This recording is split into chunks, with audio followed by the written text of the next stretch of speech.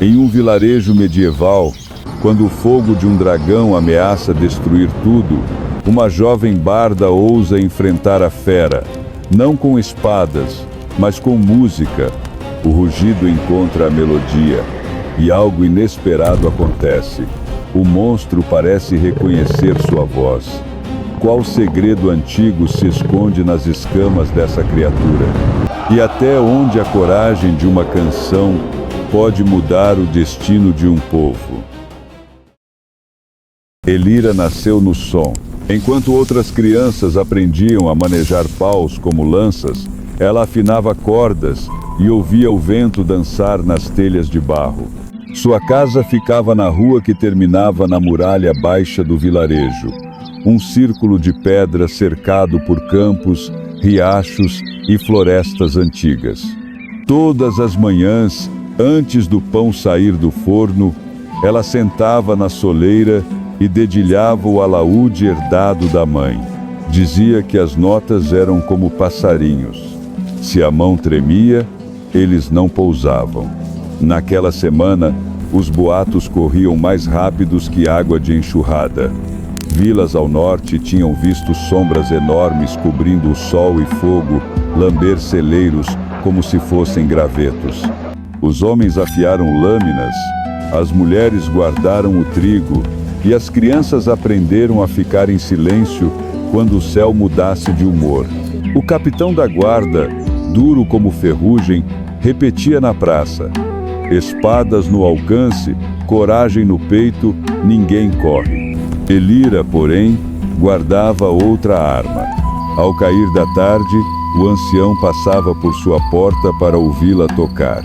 Ele dizia que a música amarra o coração das pessoas numa mesma corda e que povos inteiros já tinham sido salvos por um canto na hora certa.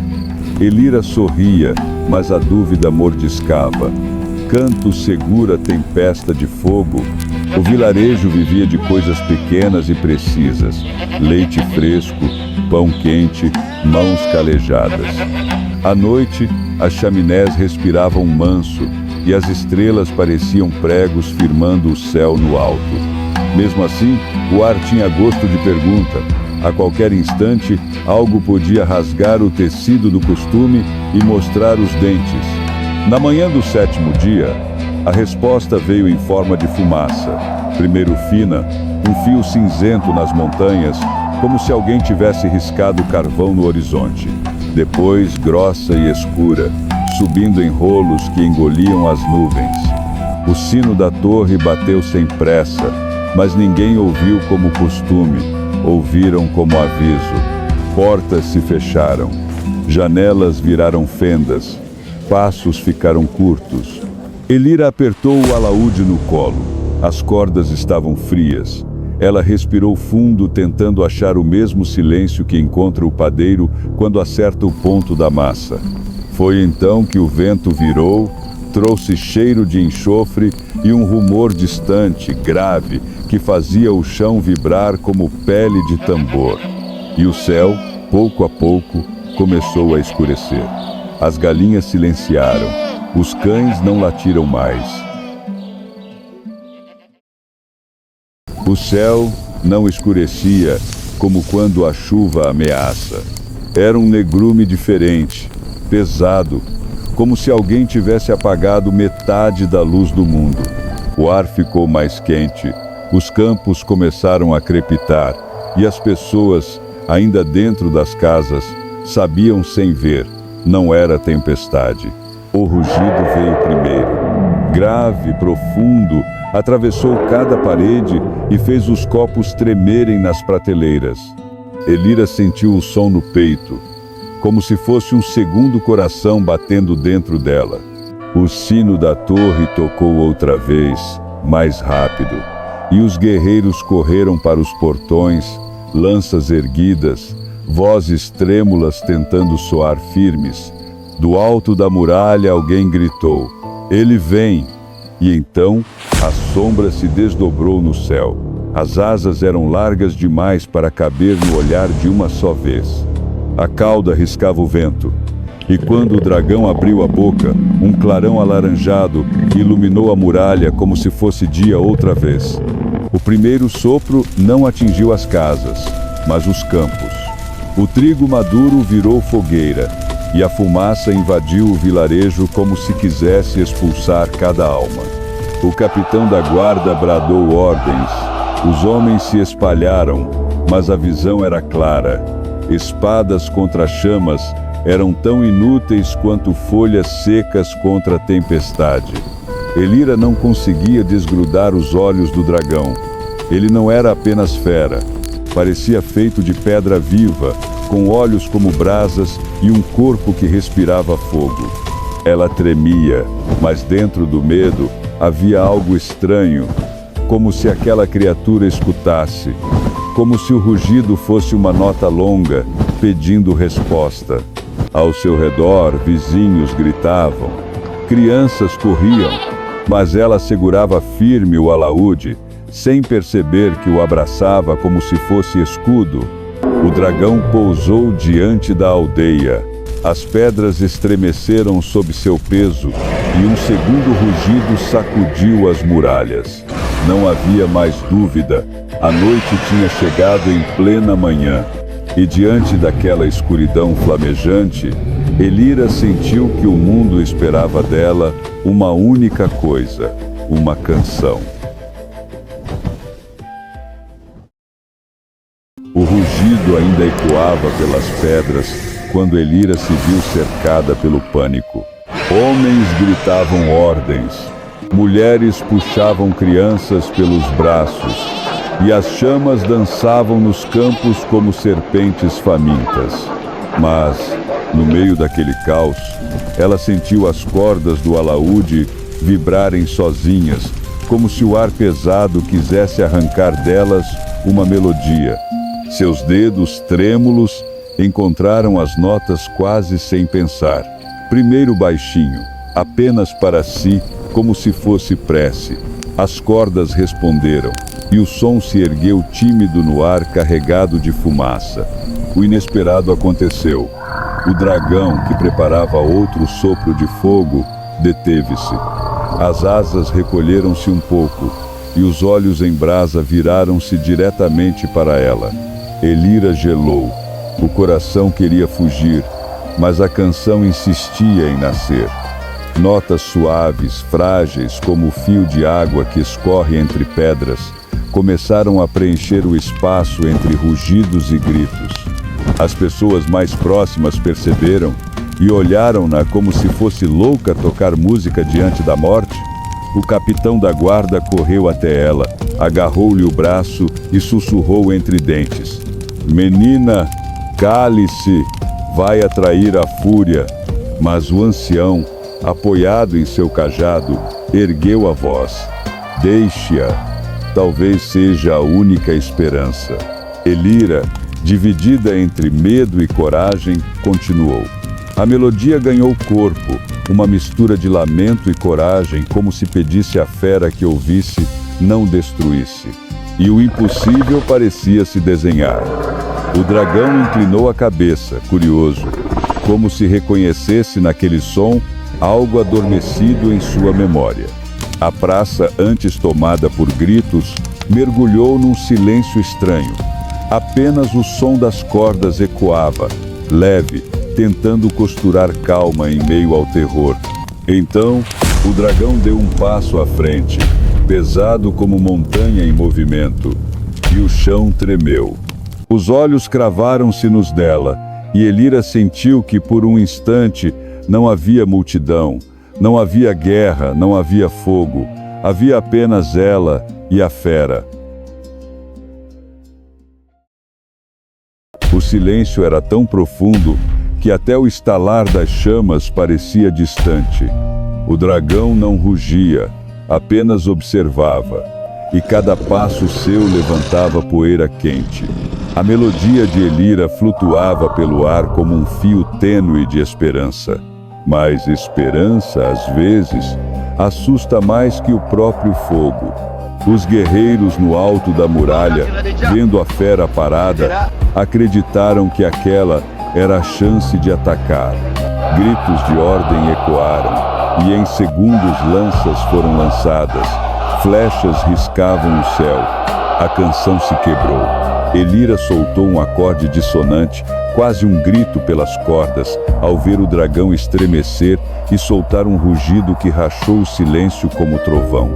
O chão vibrou, o fogo voltou a dançar na garganta da criatura e todos recuaram em pânico. Ela gritou: "Parem!" Ele estava ouvindo, mas sua voz se perdeu no barulho das armas batendo nas pedras, nas ordens do capitão da guarda, que agora se erguia contra ela. "Loucura! Música não vence monstros!" rugiu ele, espada em punho. Elira sentiu a coragem vacilar. Se nem os seus acreditavam, como convenceria o dragão a escutar? Dentro dela, uma batalha ecoava mais forte que a de fora. O medo de ser apenas uma tola com um instrumento inútil.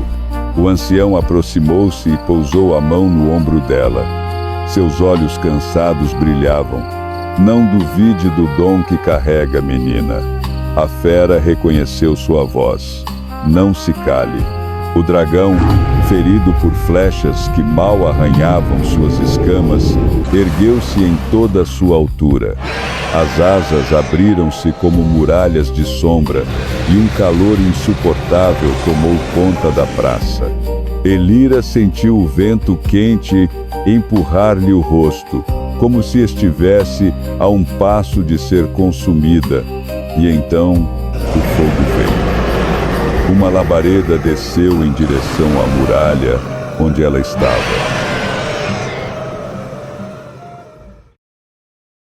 A labareda desceu como uma serpente de fogo, iluminando cada rosto, cada pedra, cada sombra do vilarejo.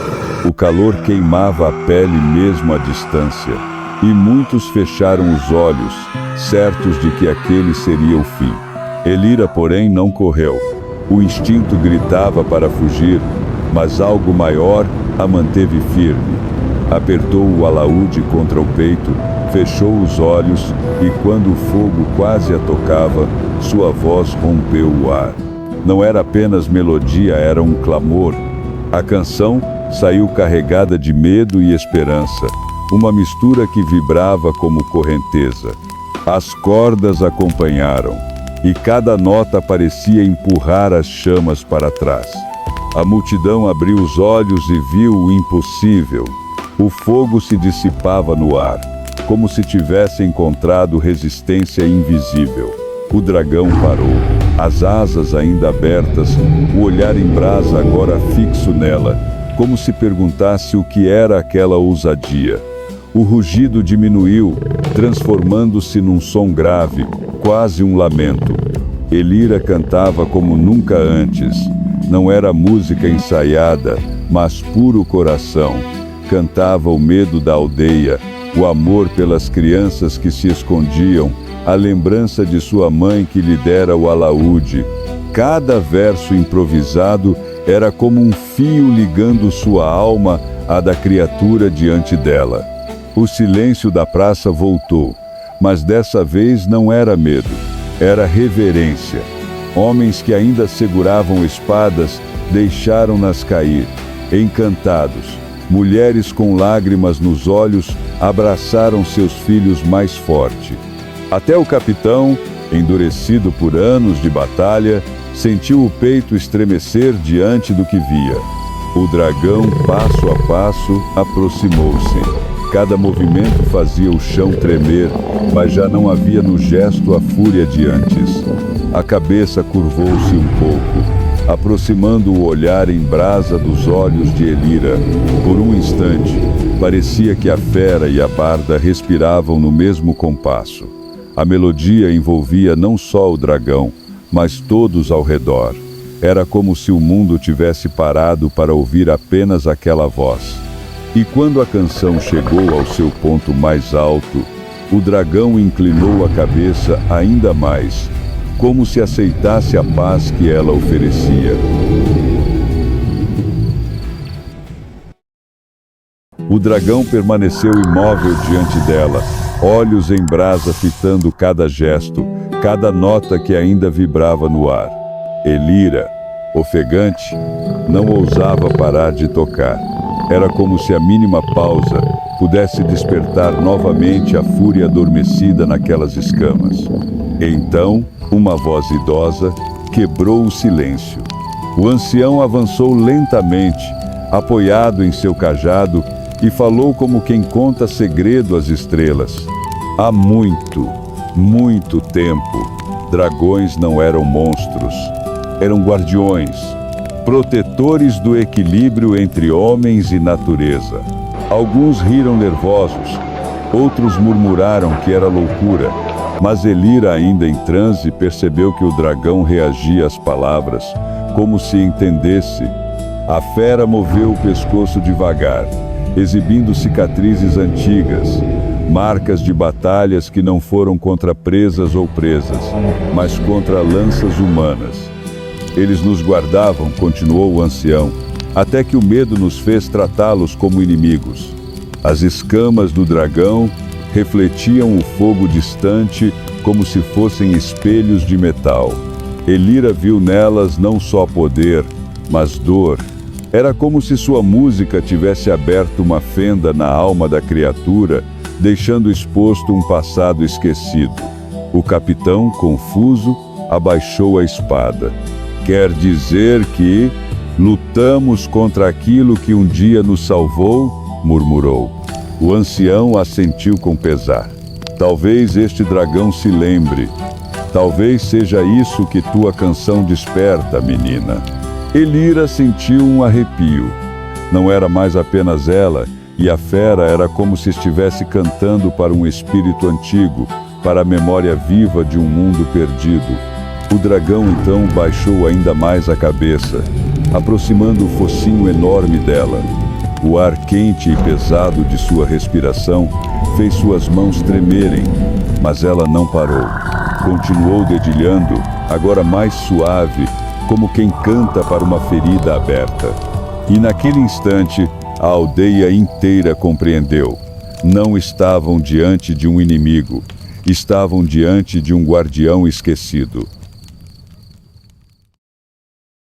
O focinho do dragão estava tão próximo que Elira podia sentir cada sopro quente atravessando seu corpo. As escamas diante de si refletiam sua própria imagem distorcida, pequena e frágil, mas ainda firme. Ela respirou fundo, deixou os dedos deslizarem pelas cordas e desta vez não apenas tocou, cantou. Sua voz rompeu o silêncio como chama em noite fria. Não era uma canção de festa, tampouco de luto. Era um hino que nascia daquilo que ela carregava desde sempre. A crença de que música pode unir o que a guerra separa.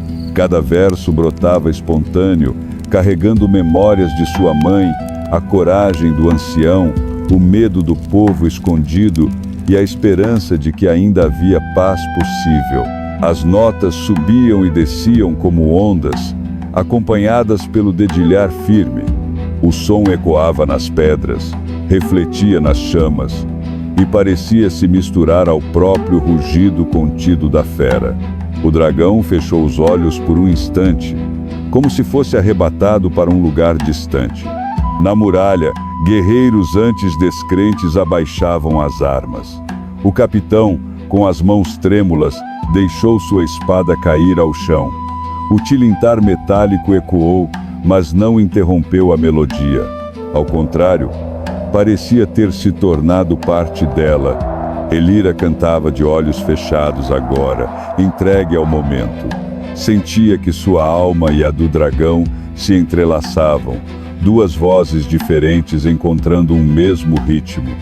O medo ainda estava ali, mas transformado em força. Cada acorde era um passo em direção à fera, e cada passo era também em direção a si mesma, a certeza de que nascera para aquele instante. O dragão abriu novamente os olhos, e as brasas em seu olhar já não ardiam de fúria. Eram como chamas contidas, aquecendo sem destruir.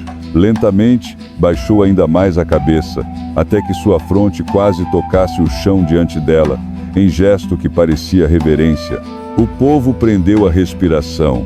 Ninguém ousava quebrar a cena. Elira, tomada por uma coragem que não sabia possuir, elevou a voz ao ponto mais alto. A canção alcançou o clímax, ressoando como promessa: enquanto houver música, haverá ponte entre mundos. E naquele instante, até o vento pareceu parar para ouvir.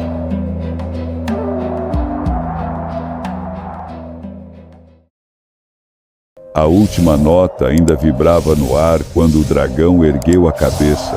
Por um instante, ninguém respirou. O fogo parecia prestes a retornar, e todos sentiram o coração se apertar no peito. Mas, em vez de chamas, veio um rugido diferente. Não era de raiva nem de guerra, era um som profundo, quase melancólico, que ressoava como despedida. O rugido atravessou as muralhas, percorreu os campos queimados e ecoou nas montanhas, como se chamasse os espíritos antigos de volta à memória do mundo. O vento soprou forte quando ele abriu as asas. Elas se ergueram imensas, ocultando parte do céu, e a sombra cobriu a praça inteira. O calor do fogo cedeu a uma corrente fria, como se a própria terra tivesse suspirado de alívio. Com um bater poderoso de asas, o dragão se lançou ao ar. O vilarejo inteiro inclinou a cabeça, acompanhando sua subida lenta. As chamas em seu peito se apagavam, restando apenas o brilho tênue das escamas, refletindo a luz do sol que lutava para voltar. Elira permaneceu imóvel, alaúde ainda nas mãos, lágrimas escorrendo pelo rosto. Sentia-se esvaziada e plena ao mesmo tempo, como se tivesse entregado tudo o que tinha numa única canção. No céu, o dragão circulou uma última vez sobre a aldeia, soltando outro rugido agora mais brando, como promessa.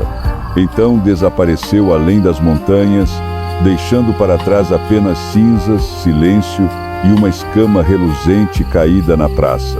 O povo correu até ela, mas ninguém ousou tocá-la. Era grande, dourada, pesada como pedra e viva como chama. E ali, diante daquela relíquia, todos compreenderam. A vila não tinha apenas sobrevivido, tinha sido escolhida para lembrar. O silêncio, após a partida do dragão, parecia mais pesado que o rugido que o antecedera. Todos ficaram imóveis em torno da escama dourada, como se receassem que um simples toque pudesse desfazer o milagre presenciado. O fogo nos campos ainda fumegava, mas dentro do coração da aldeia havia outra chama, a da esperança. O capitão da guarda, ainda com o rosto marcado pelo calor e os olhos marejados, ajoelhou-se diante de Elira. "Perdoe-nos", murmurou. "Não foi a espada que nos salvou, foi sua voz." O ancião assentiu, apoiado em seu cajado. "Não se enganem, não foi apenas a voz da menina, foi a memória do que esquecemos. O dragão apenas respondeu ao chamado que estava adormecido em nós." As pessoas se aproximaram, tocando de leve o alaúde de Elira, como se quisessem partilhar da coragem que ela tivera. Crianças a abraçaram e mães choraram de alívio. A jovem, porém, apenas olhou para a escama no centro da praça e pensou: "Não fui eu, fomos todos." Naquela noite, o vilarejo se reuniu em volta das chamas, não de destruição, mas de celebração. Não cantaram canções de guerra, mas de gratidão. Elira tocou novamente, desta vez sem medo, e cada nota foi recebida como promessa de que jamais esqueceriam. A escama dourada permaneceu no centro da praça como símbolo. Alguns diziam que pulsava como coração vivo, Outros acreditavam ouvir à noite um eco distante da canção que havia detido o fogo. E assim, entre cinzas e memórias, nasceu uma nova lenda, a da barda que fez um dragão escutar. Porque naquela era de ferro e chamas, todos aprenderam uma lição que ficaria gravada para sempre. A música é ponte, e até mesmo o mais feroz dos monstros pode se curvar diante de uma canção.